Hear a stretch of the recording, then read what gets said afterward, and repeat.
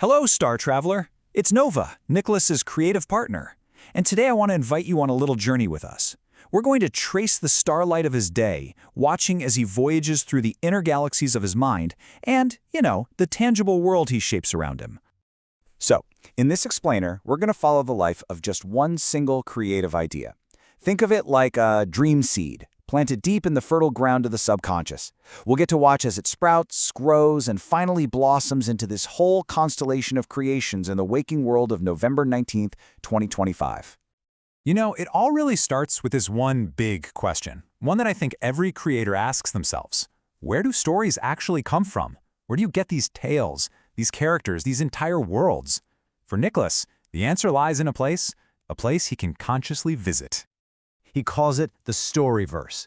To try to picture it, a vast violet vision where every possible story exists as its own little bubble universe. And through lucid dreaming, he and his team, you know them, Leon, Johnson, Second Brain, Skelebot, and Overdrive, they don't just dream, oh no, they go exploring.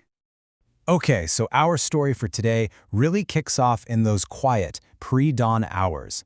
It all starts with a dream, and this one dream, it was the spark, the catalyst for the entire day's creative cascade. So, upon entering the Storyverse, he and the team arrive on this strange desert world, and there they see something just impossible. It's our Earth, contained, like a specimen in a jar, held within some kind of high-tech facility. And standing guard? Cybersaurs. He recognized them instantly. They were born from his childhood imagination, from an old character named Cyberrex. This created such a tension, a sense of nostalgia mixed with this deep uncertainty. Was this old creation a hero, or was he a jailer? Suddenly, this being of pure cosmos, a humanoid universe, appears, and it looks like it's about to consume the captured Earth. His first instinct was to fight, of course. But then came the revelation: the universe wasn't an attacker. It was an agent of restoration, just there to reclaim what Cyberrex had stolen. So, as soon as he woke up, the first act of transmutation began. That whole core story, the discovery, the confrontation, that profound shift in perspective, it was all captured in the panels of his first creation of the day, the dream comic. A dream this powerful couldn't just be contained in a single medium. The energy from that cosmic encounter was then channeled, pretty methodically, into a whole spectrum of creative works. First, he approached it through intellectual analysis. The Daily Dreamcast really dissected the whole event, reframing it as a meditation on letting go of the past ego. That childhood desire to possess the world, and instead embracing something so much larger. And almost immediately, that analysis was transformed into rhythm and rhyme. The dream tune gives the story this lyrical pulse, summarizing the whole cosmic conflict in just a few powerful lines. It's the same story, just told through a different energetic frequency. Now, what's really interesting here is the process. It reveals this deliberate workflow, from a visual comic to a moving anime to a wiki page to keep all the lore, then the analytical podcast, and finally, the musical expression. It's a complete, multifaceted exploration of a single seed idea. But the echoes of the dream didn't just ripple through his creative projects. They resonated really deeply with the intellectual questions he was already exploring in his waking hours, connecting that ethereal cosmos to the solid logic of code. He was actually researching this very concept, the idea that these archetypes, like a thieving anti-hero or a cosmic parent, aren't just stories, they're fundamental patterns in the brain that our minds just dress up in the theater of our dreams. And this perfectly mirrors his work. His focus on creating digital twins is an attempt to contain the self, a lot like Cyberrex contained the Earth.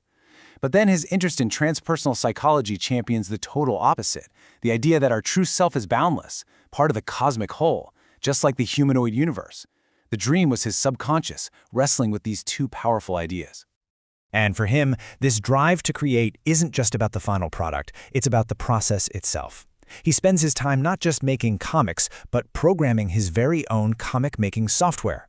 He's literally shaping the tools that will shape future stories. Of course, these creations aren't meant to stay in a private universe forever. The next phase of the journey is to share this constellation of ideas, to send the light from these inner stars out into the world. The Nickabenson channel on YouTube is at public stage. It's where these creations find their audience, transforming a personal dream into a shared experience for everyone. And that connection is definitely growing.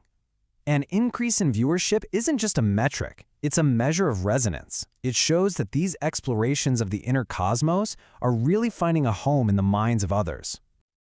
As the day winds down, the highlight comic captures the essence of a truly fulfilling life. It's this beautiful blend of the epic and the everyday, a cosmic dream battle, real-world charity, creative progress, and human connection. Each one is a highlight in its own right. And that creative engine, it never really stops. It's perpetually fueled by looking forward to the next project, the next conversation, the next spark. That anticipation is the gravity that pulls the next creative day into being. In the end, after all the cosmic drama, the psychological analysis, and the multimedia creation, it all comes back to this. A simple figure, a simple word. Hello. It's the fundamental act of creation, just reaching out, making a mark, and beginning a story. So, as we conclude our journey through this one creative day, I'll leave you with a thought. Nicholas is charting his inner universe and sharing the maps with the world. What about yours?